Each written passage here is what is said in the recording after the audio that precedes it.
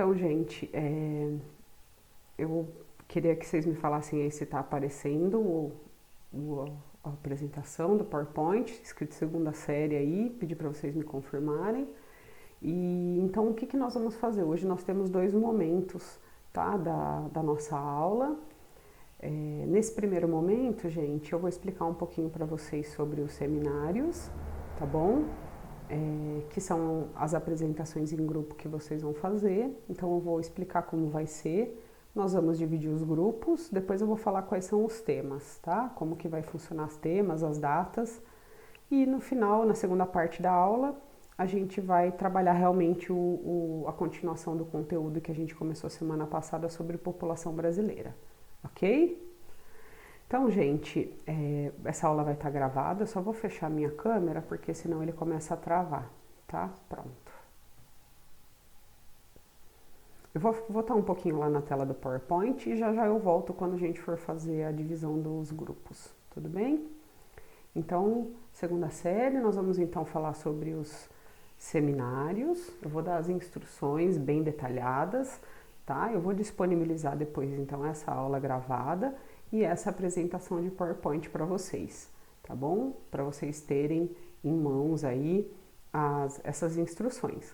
Se alguém sentir de anotar também, quiser tirar uma foto dessa tela, enfim, vocês são muito mais espertos do que eu, né? Vamos lá então.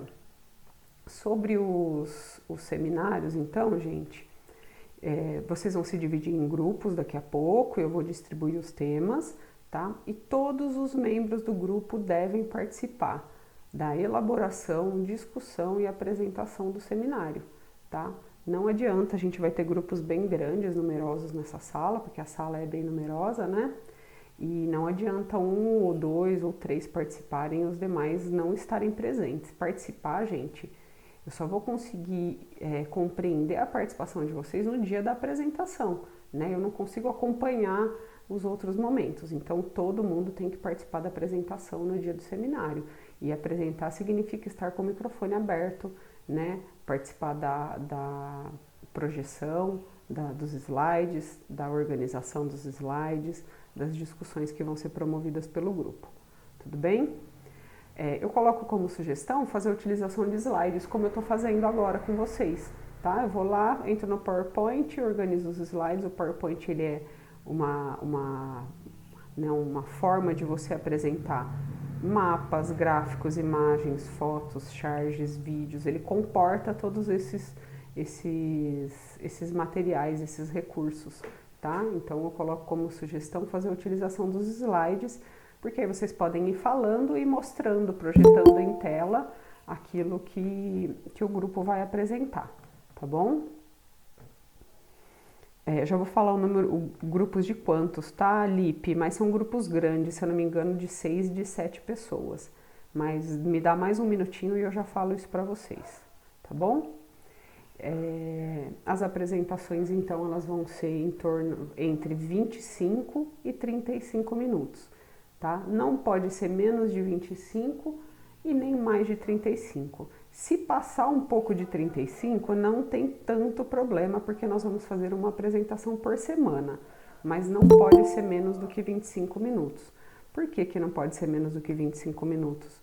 Porque é o tempo que eu entendo que você precisa para apresentar de forma digna, digamos assim, o tema, tá? São temas longos, são capítulos ou completos ou quase completos do livro, tá? Então eu entendo que você não consegue apresentar isso de forma boa, com qualidade, em menos de 25 minutos, tá? Dentro dos temas que vocês vão trabalhar, que eu vou falar já, trazer questões para o debate, para a sala poder participar sempre que for possível. Alguns temas é mais possível, outros temas é menos possível, mas quando for possível trazer isso dentro do corpo mesmo do seminário. Eu vou disponibilizar para vocês os capítulos do livro que vocês vão utilizar. Todos eles vão estar disponibilizados no mural do Classroom, tá? Nessa semana eu já vou disponibilizar o primeiro capítulo, tá, do livro. Depois, na semana seguinte, eu vou disponibilizando os demais capítulos. Então, eu coloquei aqui para você utilizar o livro como base, certo? Então, ele vai ser a sua referência. mas você pode complementar com outras fontes, outros materiais, outros recursos. Tem muita coisa, tanto em outros livros como na internet. Você pode trazer mapas, né, coisas que são visíveis, gráficos, notícias de jornal, vídeos. Porém, gente, tudo que você for utilizar como recurso, eu vou pedir para você testar anteriormente, tá? Então vocês vão estar organizando uma atividade em grupo. Abre uma sala do Meet, testa se roda o vídeo, se está aparecendo as imagens, se as imagens têm qualidade, como que funciona apresentar para a sala, tá? Não sei se vocês já fizeram isso em outras matérias, caso não tenham feito, então treinar mesmo. Sempre que eu vou passar alguma coisa para vocês, eu testo antes se funciona, se não funciona, para não passar vergonha e para não perder tempo também, tá? Para a gente não se planejar e chegar na hora a coisa não rolar, como a gente desejaria. Então, testar os recursos. Essa avaliação que vocês vão fazer, essa apresentação em grupo, ela vai ter o valor de 6 pontos da avaliação contínua, ou seja, se fizer bem feitinho, bem daorinha, praticamente você já mata essa questão da avaliação contínua no terceiro bimestre, tá bom? Depois vai ser uma outra avaliação bem simples e tranquila. Os seminários, eles vão acontecer nos dias 3, 10, 17 e 24 de agosto. Cada semana, um seminário diferente, tudo bem? Como que vão ficar divididos então? Só outras datas então importantes. No dia, a gente vai ter 3, 10, 17 e 24, nós vamos ter os seminários, tá? Na semana que vem, a gente vai eu vou falar um pouquinho, tirar algumas dúvidas sobre os seminários, nós já vamos fazer uma avaliação contínua. Então precisa estar todo mundo presente semana que vem, porque a avaliação contínua vai rolar no horário da aula, tudo bem? Aí depois a gente vai fazer 4 semanas de seminários, revisão para prova e prova, tá? Então a gente tem semana que vem aula expositiva e avaliação contínua, depois são os seminários durante 4 semanas, revisão e prova, tá? Então esse vai ser o calendário desse nosso próximo bimestre, ok? Depois eu vou disponibilizar, como eu falei para vocês, tanto a aula gravada como esse PowerPoint, então vocês se organizem depois bonitinho, certinho, em grupo e individualmente. Seminários da segunda série, então, eu preciso de 2 grupos com 6 pessoas e de 2 grupos com 7 pessoas. São grupos grandes, né, gente? A sala é bem numerosa, mas eu acho que é a melhor forma que eu encontrei aí. Eu vou voltar lá no chat. E eu preciso, então, não precisa aparecer na câmera se não quiser, mas pelo menos o microfone precisa estar aberto, tá bom? Então, vamos lá. Quero que vocês joguem aqui no chat os grupos, os nomes dos integrantes dos grupos, tá? Se vocês quiserem utilizar pessoas que não estão aqui, pode colocar, tá? Eu tenho um amigo meu, mas ele não entrou, você pode colocar. As pessoas que restarem, que sobrarem, que não estão presentes aqui, que não vão ser inseridas em nenhum grupo, eu mesmo vou separar e avisar as pessoas o que vai rolar. Porque nós estamos aqui em 13, a sala de vocês tem 27, né? Então a gente não tem nem metade da sala aqui. Mas se você tiver alguém na mente aí que já trabalha em grupo com você, coloca aqui no chat. Então eu preciso de 2 grupos com 6 pessoas, de 2 grupos com 7 pessoas. Caso agora você não consiga fechar 6 pessoas no grupo, coloca o número de pessoas e depois eu vou completando com os demais componentes, tudo bem? Então eu vou dar uns minutinhos aí para vocês se organizarem e começar a escrever aqui no chat, tudo bem? Então vamos lá. Por isso que eu quis fazer isso agora, no primeiro horário, tá? Pra gente não ficar depois com correria no final. Vão se organizando aí, escrevendo aqui para mim no chat, por favor, os integrantes do grupo. 2 grupos com 6, 2 grupos com 7. Enquanto vocês se organizam aí, eu vou rapidinho no banheiro e já volto, tá?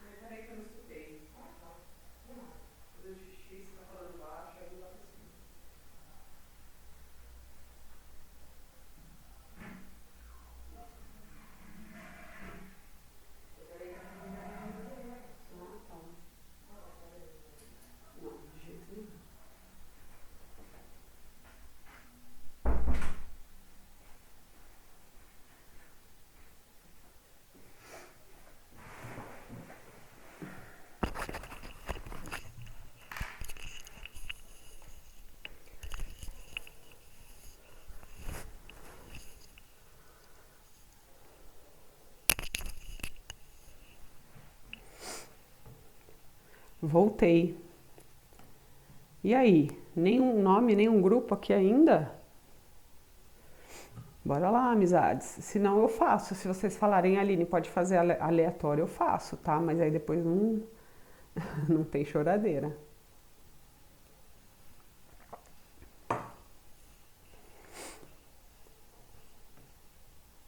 Beleza, Duda.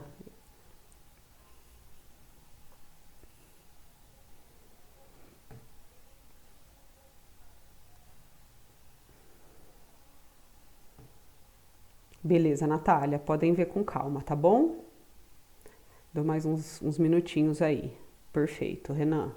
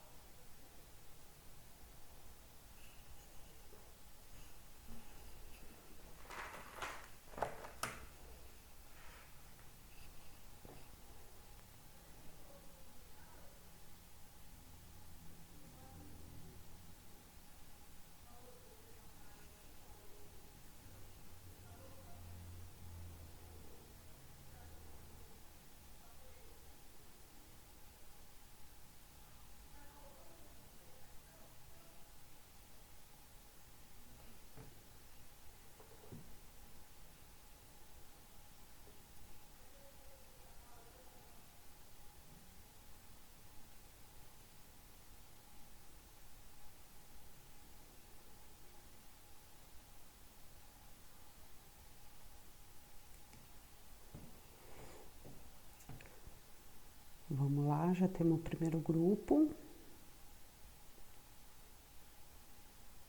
Grupo com 6, né? Então vamos lá.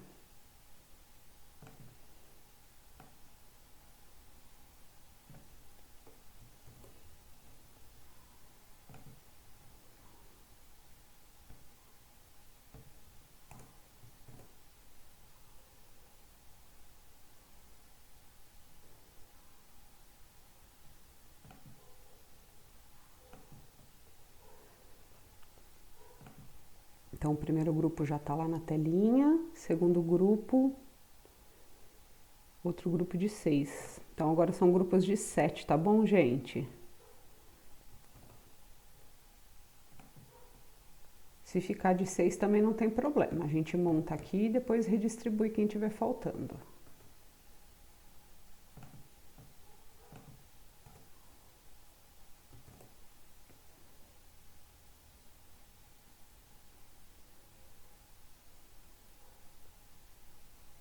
Firmeza.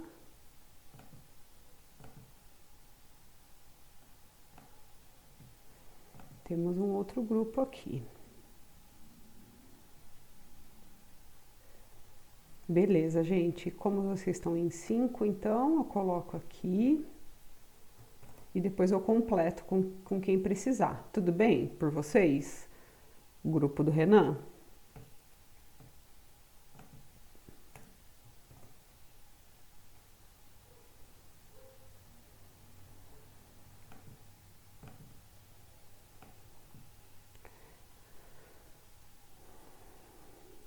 Falta mais alguém, gente, que está presente aqui na sala? Posso esperar mais um pouquinho para vocês terminarem de se organizar?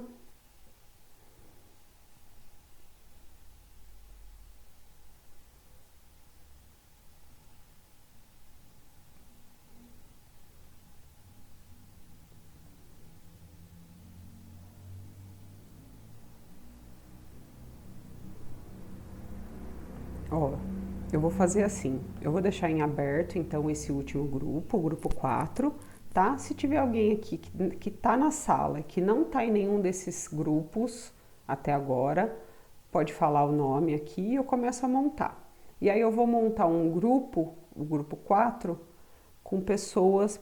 Gustavo, pode? Pode sim. Já vou botar o Gustavo, a gente fecha então, tá? Gustavo. Renan... Gustavo. Fechou. Então, nós temos os dois grupos de 6 e mais outro de 6 aqui. Tem mais alguém? Gustavo tá dentro, então, do grupo 3.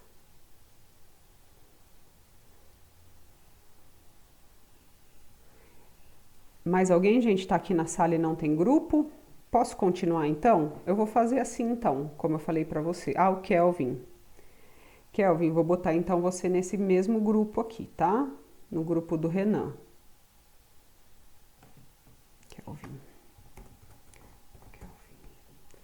Então, ficou a Ana, Késia, Vitória, Felipe, Renan, Gustavo e Kelvin.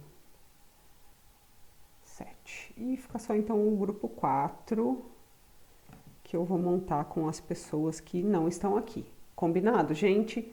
Eu vou pedir para vocês avisarem, tá? O pessoal da sala, lá no grupo de vocês. Eu também depois vou mandar uma mensagem para avisar o pessoal que não está presente hoje, que eu vou formar um grupo com as pessoas que não estavam aqui, tá bom? E aí eles ficam sendo o último grupo a apresentar, dá tempo deles se organizarem. Então eu vou seguir, próximo slide aqui com vocês, para falar dos temas, tá bom? E aí, se tiver mais alguém para colocar no grupo, no grupo 4, vocês colocam aí no chat. Vamos para os temas, então, tá? O primeiro tema, que vai ser tratado pelo grupo 1, que é o grupo Bárbara, Sabrina, Natália, Lucas e Adriel, tá? Vocês vão falar sobre urbanização no Brasil, tá? Esse conteúdo ele está presente no capítulo 11, tá bom?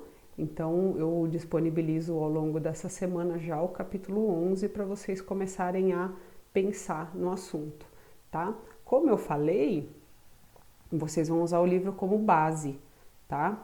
Mas vocês podem usar outros materiais. O pessoal desse grupo 1 vai apresentar no dia 3 de agosto, daqui 2 semanas, tá bom? Então, o grupo 1 da Bárbara e Companhia Limitada, Urbanização no Brasil, vai apresentar no dia 3 de agosto. O grupo 2, que é a Duda e Companhia Limitada, o grupo 2 vai falar sobre organização do espaço econômico brasileiro, que é o capítulo 12. Tá bom? Então, grupo 2, Organização do Espaço Econômico Brasileiro, capítulo 12, vai apresentar no dia 10/8, ok? Então, grupo 2 da Duda, 10/8. Aí o grupo 3, que é esse grupão agora, que é da Ana, Késia, Vitória, Felipe, Renan, Gustavo e Kelvin, vai falar sobre a indústria e desenvolvimento econômico, que é o capítulo 13, mas ele não é o capítulo completo, tá? É um capítulo muito longo, ele está dividido em 2 partes. Então, o pessoal do grupo 3 vai falar indústria e desenvolvimento econômico, capítulo 13, até a parte que vai falar do milagre econômico, ok? E aí esse pessoal vai apresentar no dia 17/8. O grupo 3, 17/8. E o grupo 4, que nós ainda não temos os componentes, eles vão falar sobre a indústria brasileira na globalização, mais blocos econômicos, mais BRICS, tá? E aí vai ser o capítulo 13, a parte final do capítulo 13, tá? Vai falar do capítulo 13 mais esses outros itens que eu pedi, blocos econômicos e BRICS. Tudo bem? E aí o grupo 4 apresenta no dia 24/8. Então vão ser 4 semanas seguidas, 3, 10, 17 e 24/8. Tudo bem? Deixa eu voltar aqui então com vocês na sala para ver se tem alguma dúvida. Pessoal, todo mundo conseguiu então anotar os nomes dos grupos, o tema. Deixa eu pôr na telinha do tema aqui. Ai. Peraí, deixa eu ligar o computador aqui que tá acabando a bateria. Pronto. Todo mundo anotou os temas, as datas.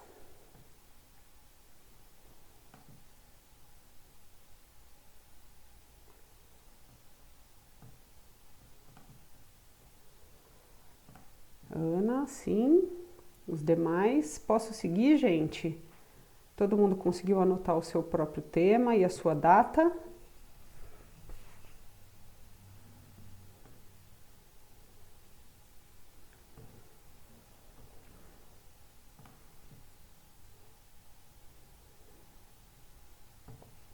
Então, lembrando, gente, que... Fala, Natália. Pode voltar nas datas? Posso.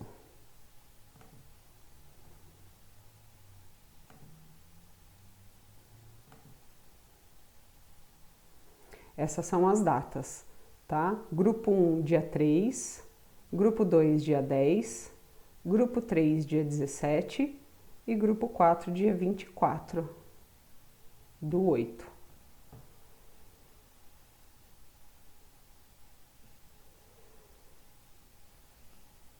Tudo bem, gente? Estou aqui à disposição, aproveitem, tá? Como eu falei para vocês, vou deixar a aula gravada, também vou disponibilizar esse PowerPoint. Aí vocês conseguem acessar essas datas a qualquer momento, tá bom? Eu vou deixar tanto lá no mural do Classroom, vou mandar também o link no grupo do WhatsApp para vocês conseguirem acessar, tá bom? Pode mandar bala? Posso seguir? E aí, gente, qualquer dúvida que vocês forem tendo ao longo das semanas, na elaboração dos seminários, a participação ou falta de participação de alguma pessoa que seja do grupo, vocês entrem em contato comigo, tá? Todo mundo que precisou, que entrou em contato, a gente conseguiu resolver da melhor forma. Então não deixem as coisas entrarem naquela situação desesperadora, né? Pega e fala comigo, tá bom? Os professores estão aqui para isso, beleza? Se ninguém tiver dúvida sobre isso, eu vou fechar essa tela e vou abrir a outra para a gente dar continuidade na aula. Alguém tem alguma dúvida, gente? Posso continuar? Tomei uma aguinha aqui, deu para ouvir, né? Esse silêncio pode continuar?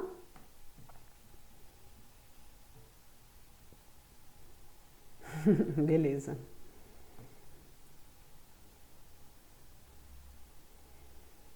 Amigos, eu vou então projetar outra tela aqui para vocês. Vamos ver se ela aparece direto, sem me dar dor de cabeça. Claro que não. Precisa deixar ela embaixo aqui, senão não abre.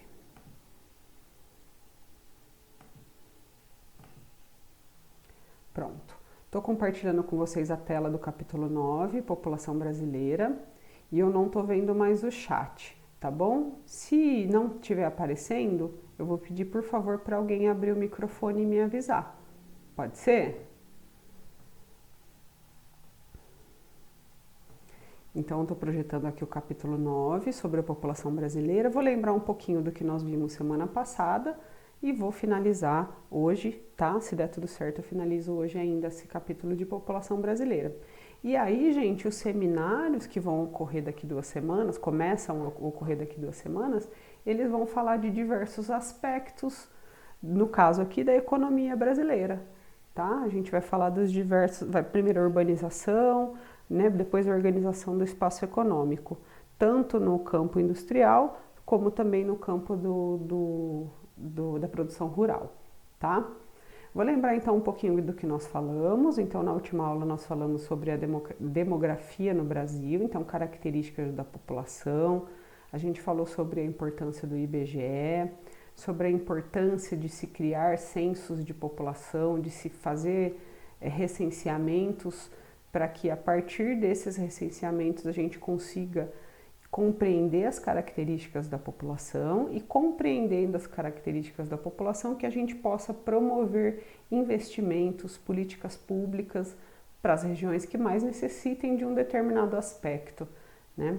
A gente falou também que a população brasileira é uma população muito grande, nós somos a 5ª maior população do mundo e que essa população ela veio crescendo de forma mais acentuada a partir dos anos de 1970 e 1980, tá? Essa população, ela passa a crescer porque a gente passa a ter uma melhor qualidade de vida, uma maior expectativa de vida. E nesse sentido, a gente passa a ter também uma mudança na estrutura das famílias. A gente tinha um papel da mulher, basicamente, era criar seus filhos, né? E aí passa a ter uma modificação do papel da mulher na sociedade. Diminui o número de filhos, porque a mulher começa a trabalhar fora de casa, começa a ter acesso a maior grau de escolaridade, passa a ter acesso também a métodos contraceptivos, e isso faz com que a estrutura da nossa população vá se alterando ao longo do tempo. Então, o número de filhos por mulher, que é a taxa de fecundidade, ela vai diminuindo ao longo do tempo. E também nós vimos que existe uma forma muito simplificada de a gente observar a estrutura de uma população, que é esse gráfico aí, né, que é o gráfico da pirâmide etária de uma população. Quando a gente olha a pirâmide etária, a gente consegue perceber qual o grau de desenvolvimento desse país, tá? A gente comparou a pirâmide etária de 1980 com a de 2010 e aí a gente conseguiu perceber que existe uma maior parcela de população adulta e idosa, né? Até lá nos anos 80, o máximo de expectativa de vida que as pessoas tinham, né? O máximo que se vivia era em torno de 80 anos. E hoje nós já temos como expectativa de vida média em torno de 75 anos, 74, 75, e temos pessoas que vivem no Brasil hoje mais de 100 anos, um grande grupo de pessoas que vive 70, 80, 90, 100 anos ou mais, tá? Esse grupo de pessoas com mais de 90 anos ou a partir de 90 anos não existia lá no censo de 1980, não se vivia até 90 anos.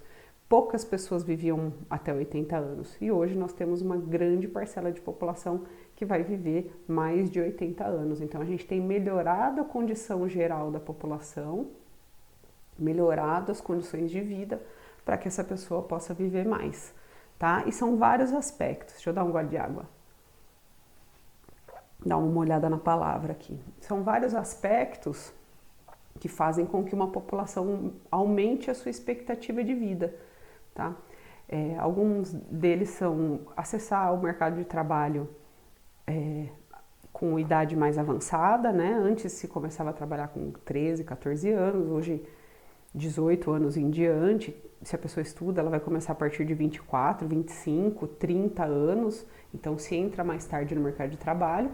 Então esse é um dos aspectos. As condições de trabalho hoje são melhores, as pessoas têm maior grau de escolaridade e as políticas públicas que foram feitas ao longo do tempo, né, em especial a partir dos anos 2000, elevaram aí a qualidade de vida do brasileiro, né? Então hoje a gente tem um início de uma inversão de população. A gente tinha uma população predominantemente jovem e hoje nós já temos uma população migrando para uma população predominantemente madura. Mas como eu comentei com vocês na última aula, por causa da pandemia que nós estamos vivendo, a gente terá provavelmente uma modificação na pirâmide etária que vai ocorrer a partir do ano que vem, né? O censo era para ocorrer esse ano, ele vai acontecer só o ano que vem, por razões óbvias, mas nós estamos tendo uma perda muito significativa de população idosa, né? Todo mundo sabe que a Covid-19 ela leva a uma mortalidade muito maior de pessoas idosas, então nós vamos ter ao final da pandemia, sei lá, em torno de 100 mil pessoas que vão ter morrido no Brasil oficialmente, né? Fora tantas milhares que vão ter morrido sem o diagnóstico correto. Dessas 100 mil, nós vamos ter, sei lá, 70%, 80% de pessoas idosas que vão ter falecido por causa dessa doença. E isso dá uma parcela bastante significativa, né? Nós estamos praticamente observando um genocídio de idosos da terceira idade aqui, e da população mais pobre no Brasil, né? Então, a pirâmide etária que vai ser produzida no próximo censo, talvez ela nos retorne a uma pirâmide muito parecida com a de 1980 e não parecida com países desenvolvidos, onde a maior parte da população é de adultos e idosos, tá? Ter uma população idosa é um sinal de desenvolvimento, porém quando a gente tem uma população muito grande de idosos, a gente precisa, eu comentei isso com vocês, mudar a questão da aposentadoria, né? E aí por isso que a gente vem passando por processos de reformas previdenciárias ao longo do tempo, né? Na época do Fernando Henrique foi feita uma modificação na aposentadoria, depois durante o governo do Lula, se eu não me engano, também ocorreu, e aí essa reforma da Previdência, que é uma reforma que eu falei para vocês, onde a gente tem pouquíssima expectativa de se aposentar, em especial vocês que são mais jovens, provavelmente terão pouco acesso aí a tempo de aposentadoria, né? Vocês vão começar a trabalhar tarde, provavelmente, com carteira assinada, e vão se aposentar de forma muito tardia. E ainda que aumente a expectativa de vida da população, vocês vão gozar de poucos anos de aposentadoria, de descanso, o que é bem triste, né? Mas tem bastante gente que concorda e que acha que tá certo isso, e quem não concorda tem que lutar, né? e pensar que muitas pessoas podem morrer antes mesmo de atingir a aposentadoria, né? Enfim.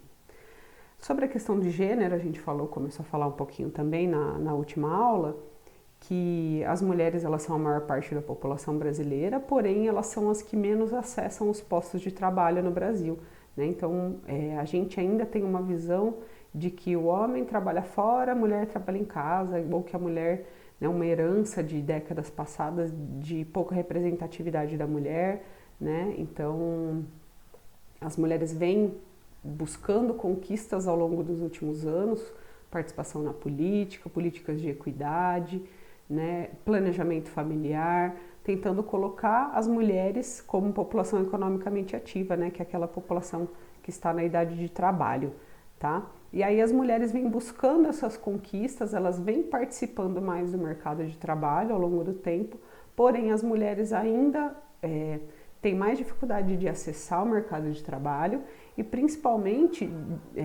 dificuldades de ter uma igualdade de condições de trabalho, tá?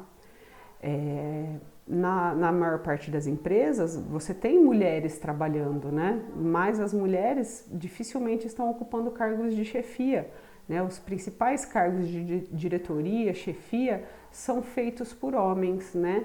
Na maior parte das empresas. Claro que a gente tem um processo de isso estar se transformando, mas ainda é a regra. Os homens ocupam os cargos de chefia e recebem melhores salários. Mesmo quando um homem e uma mulher ocupam o mesmo tipo de cargo, a tendência do homem receber mais. Olha que engraçado isso, né? Quer dizer, engraçado é bizarro, mas é difícil a mulher conseguir atingir um cargo de chefia. E muitas vezes quando ela atinge esse cargo de chefia, ela acaba não tendo as mesmas oportunidades do que o homem, né? Um pouco estranho, né? Aí tá mostrando a tiazinha, motorista de busão, né? Aqui em São Carlos a gente foi ter a primeira motorista de busão muito recentemente agora com a Susan Tour, tá? O tempo que era a Renascença e depois a Atenas Paulista aqui em São Carlos, nós não tínhamos mulheres que dirigiam busão. A gente passou a ter agora com a Susan Tour, que aí é uma empresa de São Paulo, né, da Grande São Paulo, que vem se instalar aqui. Enquanto a gente tinha empresa só aqui em São Carlos, era só homens, vocês devem lembrar disso, tá? Mesma coisa mulher caminhoneira, né? Vai pensar na mulher, você vai pensar na mulher lavando roupa, pendurando roupa, fazendo artesanato, fazendo crochê, cuidando dos filhos, trabalhando numa loja de roupa, mas não dirigindo um caminhão, né? Então é muito complicado essa chegada da mulher em postos que eram ditos masculinos, né? E a questão salarial, que a gente também está um passo atrás, infelizmente as mulheres estão um passo atrás. Sem contar que tem empresas que simplesmente não contratam mulheres, porque aí acha que a mulher vai ficar grávida, que a mulher vai precisar se ausentar do trabalho por causa dos filhos. E olha que porcaria, né? Porque a mulher, ela é casada, né? Ou ela tem um pai, mesmo que ela não seja casada, aquela criança tem um pai. Mas aí se precisar faltar do serviço, quem vai faltar é a mãe, não o pai. Um pouco estranho, né? Mas é dentro dessa estrutura que nós estamos formados e organizados, que é uma estrutura de uma sociedade predominantemente masculina e machista, né? Mesmo que a gente lute contra isso ao longo das últimas décadas, isso ainda tende a se modificar e melhorar, a partir de políticas públicas. Claro que no governo atual, políticas públicas para as mulheres são uma piada. Todos sabem, né, gente? Quem não sabe, precisa ir se informar um pouquinho, né? Onde a gente tem uma ministra da Mulher e da Cidadania que entende que o papel da mulher é meramente reprodutivo, né? Que o papel da mulher é estar cuidando do marido e da sua família. E não é mais o que a sociedade ocidental, já do século XXI, compreende e entende. Então a gente ainda tem que lutar contra isso, né? Por incrível que pareça, nós meninas que estamos hoje aqui na aula, temos que lutar contra isso. Um outro aspecto, gente, que ele traz aqui também sobre a questão do trabalho, no box, eu vou só comentar rapidinho, é sobre o trabalho infantil e trabalho escravo, tá? Aqui no Brasil nós ainda temos, em especial em locais mais afastados, mas também nas grandes cidades, e a gente percebe isso, o trabalho infantil, né? E o trabalho infantil é característica de um país não desenvolvido, né? Onde o governo ele não consegue promover igualdade de condições a todas as pessoas, de acessar estudo, acessar renda, acessar saúde. Então a criança acaba sendo obrigada a trabalhar. E temos também o trabalho escravo, que é chamado hoje de trabalho análogo à escravidão, né? Que são pessoas que são, digamos assim, contratadas para fazer determinados trabalhos, mas quando elas percebem, elas estão fazendo trabalhos forçados, pesados, sem direito à folga, sem direito a sair do seu local de trabalho, recebem baixíssimos salários, muitas vezes tem castigos físicos relacionados a isso. E o trabalho escravo, ele é comum em regiões mais afastadas, né, esse trabalho análogo à escravidão, mas ele também é muito comum em grandes cidades. Cidade de São Paulo, por exemplo, confecções de bolivianos, peruanos, trabalhadores que são mantidos como escravos, tá? Nos locais mais distantes aí, produção a corte da cana, por exemplo, produção de soja, ainda utiliza mão de obra de escravos ou de pessoas análogas à escravidão. Esses dias atrás mostrou uma moça que era uma executiva da Natura, eu acho, e ela mantinha na casa dela uma senhora que estava em um trabalho considerado análogo à escravidão, né? Ela vivia em condições precárias, não recebia salário ou salários muito baixos, não tinha o direito de sair do local de trabalho, de se comunicar com outras pessoas. Então esse trabalho infantil e o trabalho escravo ainda estão bastante presentes, tá? Muitas grandes empresas ainda utilizam o trabalho escravo, ainda que de forma terceirizada, tá? Aqui no Brasil, por exemplo, vai ter uma empresa grande que produz camisetas, só que aí ela compra o tecido de uma empresa que produziu esse tecido com mão de obra escrava. Isso acontece demais, amigos, demais mesmo. Outros aspectos aí da população que o livro vai trazer é sobre a composição étnica, tá? Uma informação bastante importante sobre a composição étnica brasileira, que nós somos formados basicamente por 3 grupos étnicos aqui no Brasil, que são os índios, os habitantes originais, os africanos, que são os negros trazidos da África para trabalhar como escravos, e os brancos, que são os europeus que vieram para o Brasil. Primeiramente os portugueses, espanhóis, holandeses, depois italianos, alemães, franceses, enfim, todos ou diversos grupos étnicos europeus, tá? Então nós temos a formação da população brasileira, ela está sobre esses 3 grupos, tá?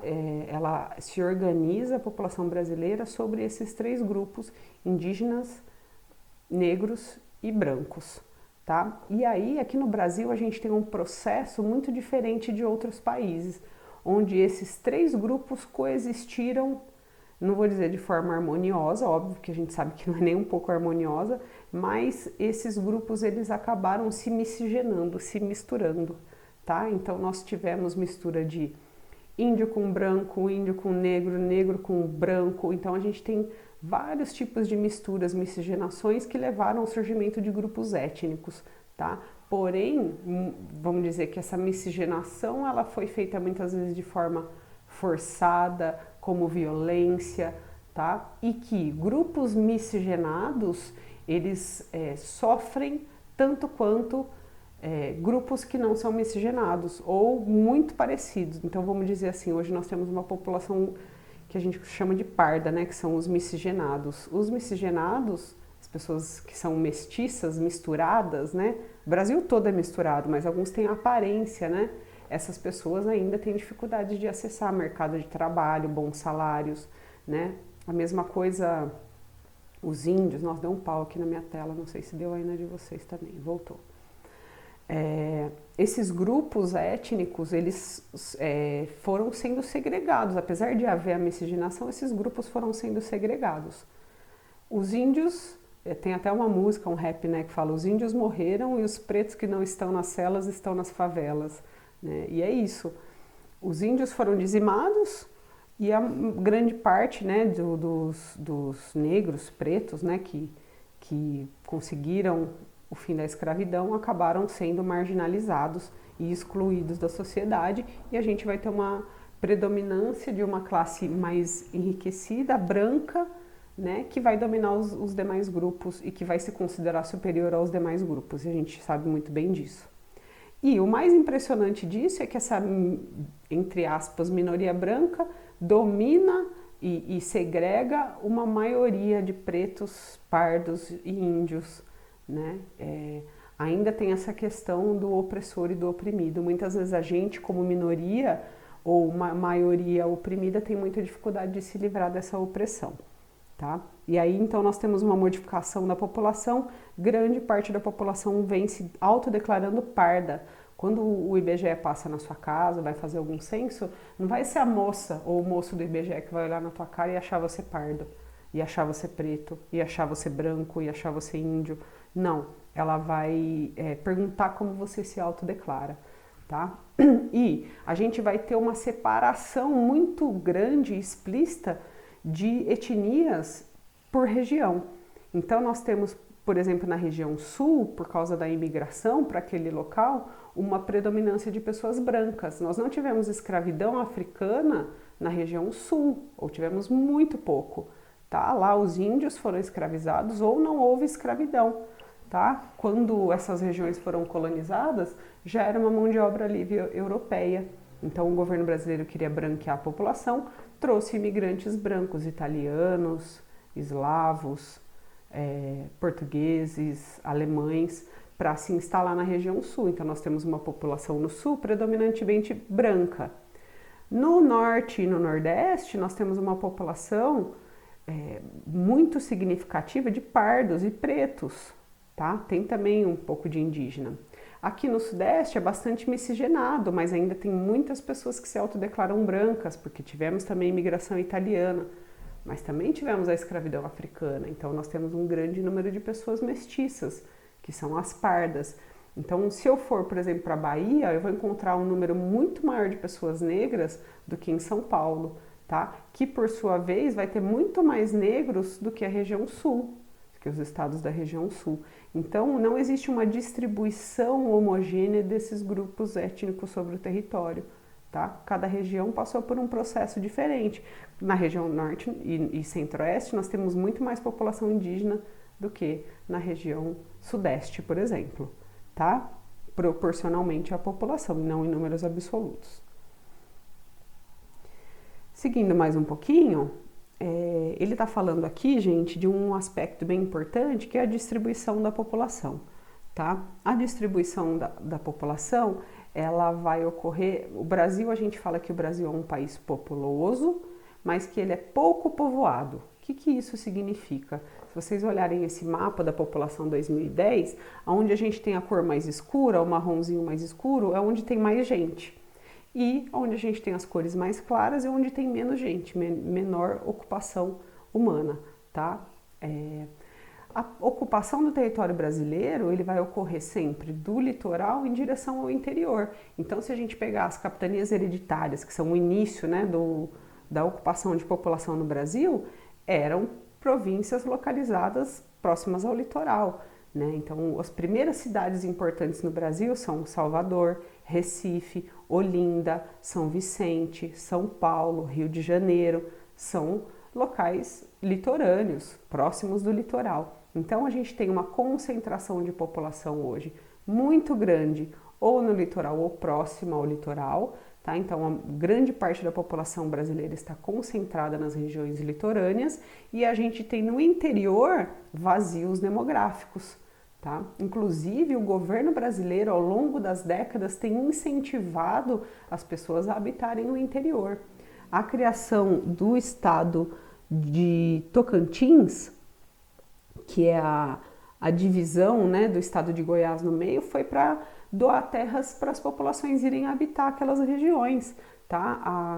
A construção, por exemplo, da rodovia transamazônica era uma forma de tentar interligar e abrir uma forma de chegar por terra aos interiores das regiões norte e centro-oeste.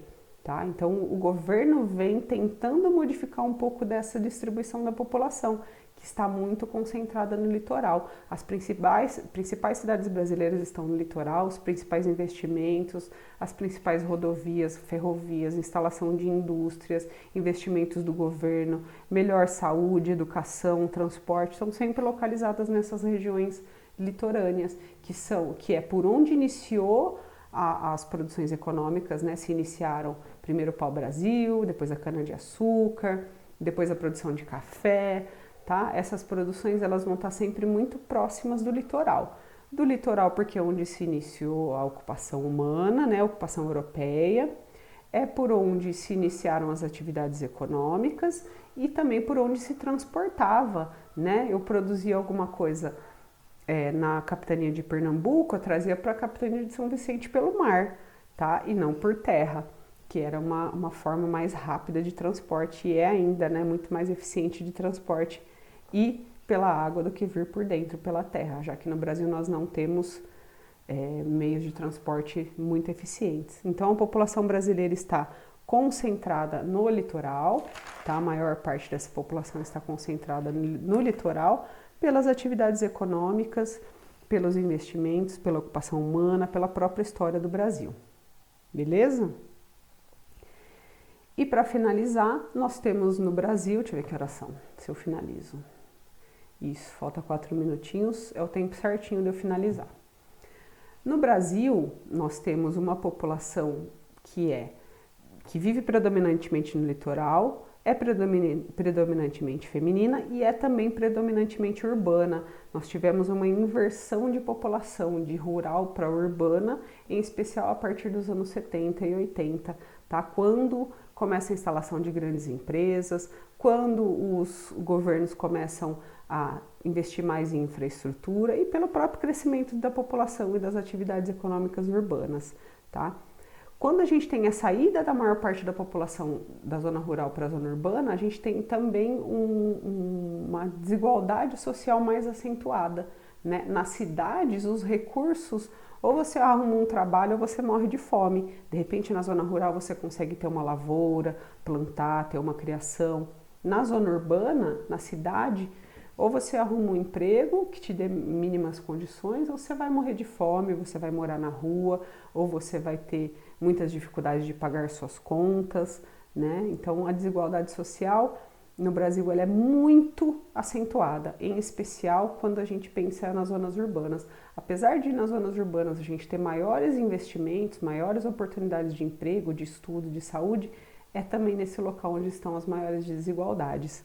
Tá? Vamos pensar na cidade de São Carlos, por exemplo, né? A cidade de São Carlos é uma cidade rica, mas ela também é uma cidade muito pobre, né? Nós temos uma elite, né, que está bem separada, então eu vou falar algo, mas não pensem como preconceituoso, sim apenas como realista.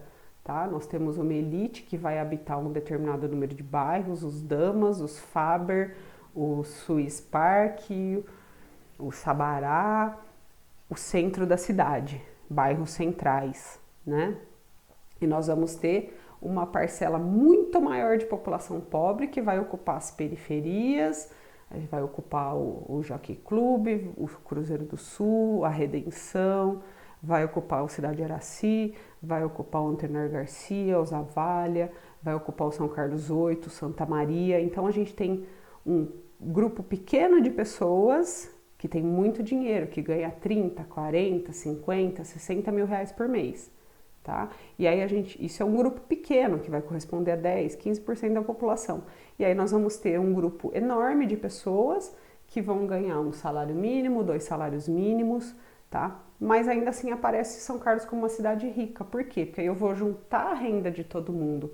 E aí eu vou juntar a renda do cara que recebe um salário mínimo com o cara que recebe 50 salários mínimos, né? E no mesmo bolo, isso mostra uma cidade aparentemente rica. Mas se você for olhar, nós temos muito mais pessoas pobres, né, na cidade de São Carlos do que pessoas ricas.